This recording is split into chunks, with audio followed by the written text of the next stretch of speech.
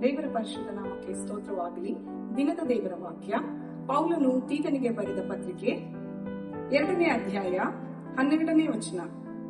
ಯೇಸು ಕ್ರಿಸ್ತನ ಪ್ರಭಾವದ ಪ್ರತ್ಯಕ್ಷತೆಯನ್ನು ಎದುರು ನೋಡುತ್ತಾ ಇಹಲೋಕದಲ್ಲಿ ಸ್ವಸ್ಥಚಿತ್ತರಾಗಿಯೂ ನೀತಿವಂತರಾಗಿಯೂ ಭಕ್ತಿಯುಳ್ಳವರಾಗಿಯೂ ಬದುಕಬೇಕೆಂದು ಅದು ನಮಗೆ ಬೋಧಿಸುತ್ತದೆ. ದೇವರ ವಾಕ್ಯ ನಮಗೆ ಈ ರೀತಿಯಾಗಿ ತಿಳಿಸುವಂತದ್ದಾಗಿದೆ. ನಾವು ನೀತಿವಂತರಾಗಿಯೂ ದೇವರಲ್ಲಿ ಭಯಭಕ್ತಿಯುಳ್ಳವರಾಗಿಯೂ ಜೀವಿಸಿ ದೇವರ ಪ್ರತ್ಯಕ್ಷತೆಯನ್ನ ಎದುರು ನೋಡುವವರಾಗಿರ್ಬೇಕು. ಈ ದಿನದ ಎಲ್ಲ ಕಾರ್ಯಗಳಲ್ಲಿಯೂ ನಮ್ಮ ಎಲ್ಲ ಜೀವಿತದಲ್ಲಿಯೂ ನಾವು ದೇವರನ್ನ ಕಾಣುವಂತವರಾಗಿರ್ಬೇಕು. ದೇವರ ವಾಕ್ಯಗಳನ್ನು ಆಶೀರ್ವದಿಸಲಿ. ಪ್ರಾರ್ಥನೆ ಮಾಡೋಣ. ಪರಿಶುದ್ಧನು ಪರಿಶುದ್ಧನು ಭೂಪರ ಲೋಕಗಳ ಒಡೆಯನು ಆದ ನಮ್ಮ ಪರಮ ತಂದೆ, ಅಪ್ಪ, ನಿಮ್ಮ ಪರಲೋಕವನ್ನ ಕಾಣಲಿಕ್ಕಾಗುವಂತೆ ನಮ್ಮನ್ನ ಕರ್ತನೆ ನೀತಿವಂತರಾಗಿ ಮಾರ್ಪಡಿಸಿರಿ ಕರ್ತನೆ.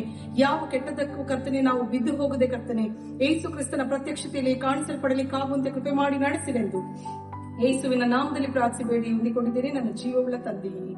ಆಮೇನ್.